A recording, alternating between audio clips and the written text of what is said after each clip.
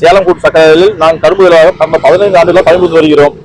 நாங்கள் வந்து நிரந்தர பணியாளராக பணிபுரிந்து வருகிறோம். இப்போ தற்போது வந்து தலைமை கரும்புல வந்து பணி ஓய்வு பெற்று பணியில் வந்துள்ளார். அவர் வயசு 62 ஆகுது. அவர் வந்து தற்காலிகமா போட்டனால எங்களை வந்து ஆபாசமாக பேசுகிறார். மிகவும் கீழ்த்தரமாக பேசுகிறார். மன உளைச்சல் ஏற்படுற வகையில் பேசுகிறார். வாயா போயா, என்னையா நான் ரிட்டையர் ஆகிட்டு வந்தேன், ஒன்றும் பண்ண முடியாது, என்ன செய்வீங்க அப்படின்னு தலைவராக பேசுறாருங்க. எங்களால் வேலை செய்ய அவர் தலைமையில் நாங்கள் வேலை செய்ய தயாரா இல்லைங்க.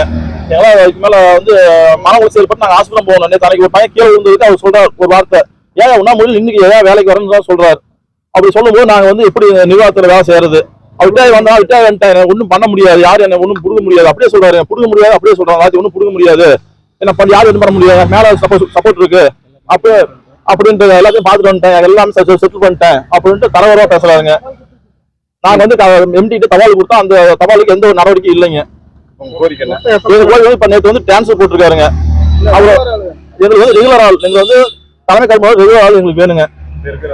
இப்ப இதுல வந்து ஓய்வு பெற்றதும் எங்களுக்கு தேவையில்லைங்க. இப்ப இதுல வந்து ஓய்வு பெற்ற அலுவலகம் இருக்காரு.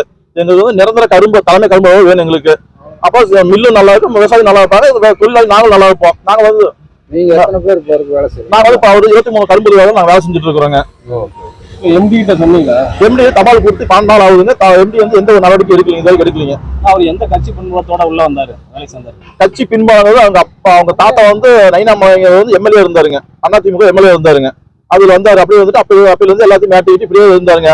ஒரு சில பிரச்சனையில வந்து அவர் வெளியே போயிட்டாருங்க. 2016 வெளியே போயிட்டாரு. மறுபடியும் ரிட்டையர் ஆகி வந்து மறுபடியும் உங்களால பேசிக்கிறேன் அப்படின்னு சொல்லி மிரட்டுறாங்க எங்களை.